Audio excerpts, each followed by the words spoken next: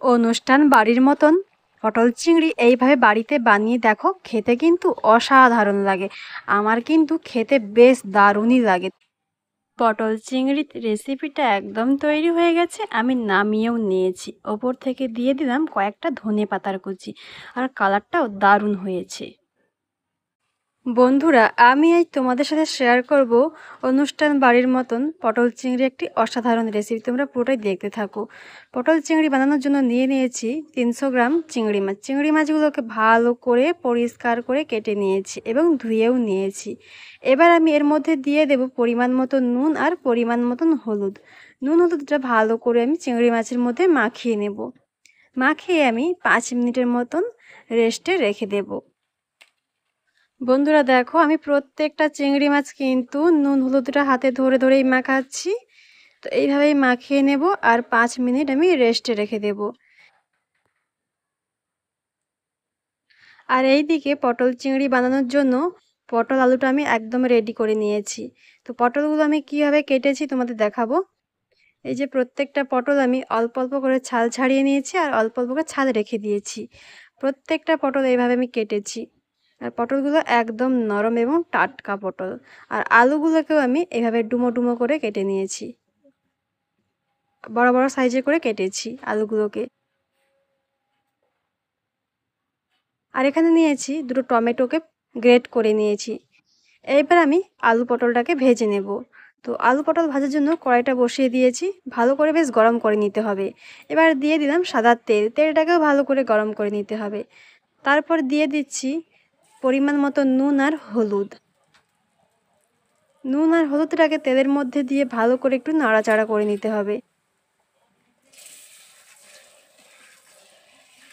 তো এইবার আমি দিয়ে দেব কেটে রাখা পটল। প্রথমে আমি পটলগুলোকে ভাজবো আলাদাভাবে, তারপরে আমি আলুগুলোকেও ভেজে নেব। তো পটলগুলো এইভাবে নাড়াচাড়া করে আমি বেশ কিছুক্ষণ সময় হাতে নিয়ে ভেজে নিচ্ছি। পটল কিন্তু অর্ধেকটা প্রায় ভাজা হয়ে গেছে। এই যে পুরো পটলটাই ভাজা হয়ে গেছে, এবার আমি নামিয়ে নিচ্ছি।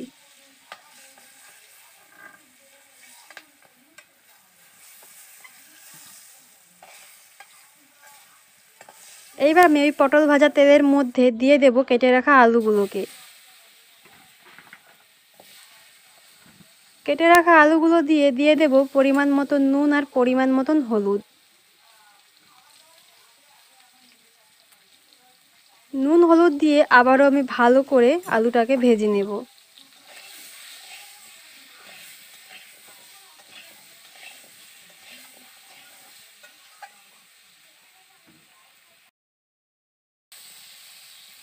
তো আলুটাকেও বেশ ভালো করে ভেজে নিয়েছি, এবার আমি নামিয়ে নেব।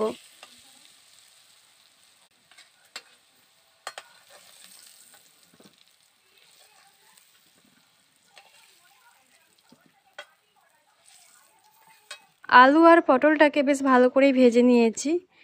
এবার আমি কড়াইয়ের মধ্যে দিয়ে দেব নুন হলুদ মেখে রাখা চিংড়ি মাছগুলো। চিংড়ি মাছগুলোকে আমি ভালো করে ভেজে নেব।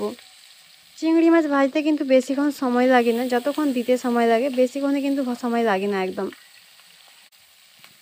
তো চিংড়ি মাছগুলোকে এবার আমি উল্টে পাল্টে ভেজে নেব।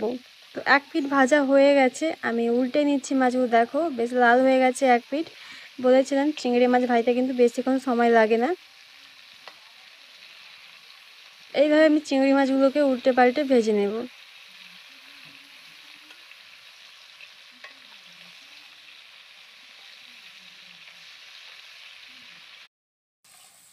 তো চিংড়ি মাছগুলো কিন্তু বেশ ভালো করেই ভাজা হয়ে গেছে দু পিঠ।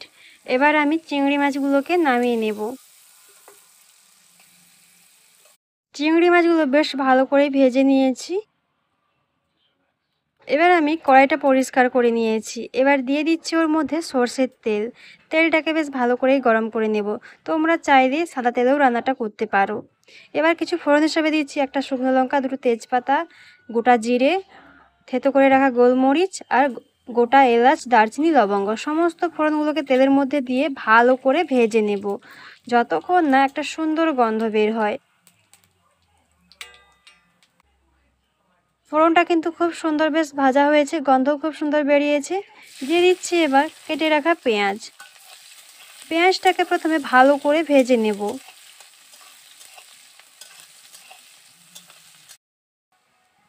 পেঁয়াজটা কিন্তু খুব সুন্দর ভাজা হয়েছে। এবার দিয়ে দিচ্ছি বেটে রাখা আদা আর রসুন, আর দিয়ে দেব বেটে রাখা জিরে আর বেটে রাখা ধনে, আর দিয়ে দেব গুঁড়ো লঙ্কা পরিমাণ মতন দিচ্ছি, আর দিয়ে দেব হলুদ গুঁড়ো, আর পরিমাণ মতন নুন দিয়ে দেব। এবার সমস্ত উপকরণগুলোকে ভালো করে তেলের মধ্যে কষিয়ে নিতে হবে।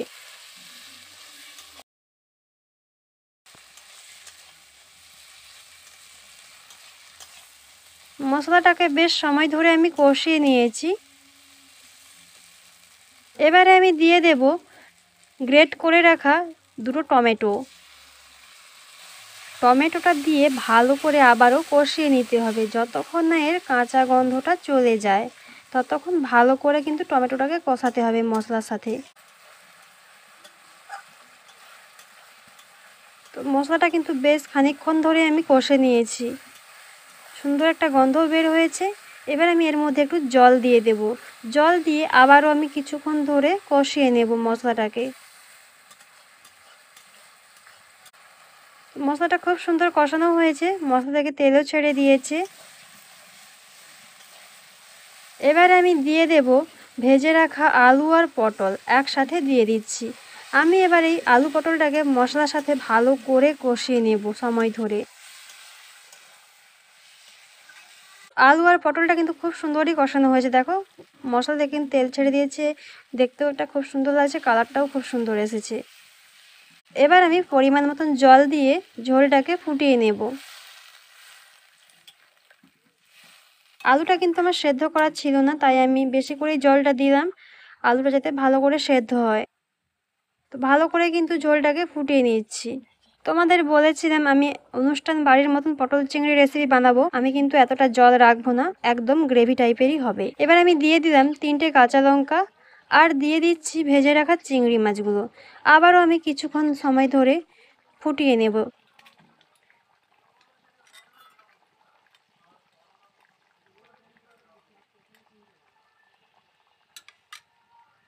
এবার আমি দিয়ে দেব হাফ চামচের মতন গরম মশলা গুঁড়ো। গরম মশলাটা দিয়ে একটু নাড়াচাড়া করে নিতে হবে।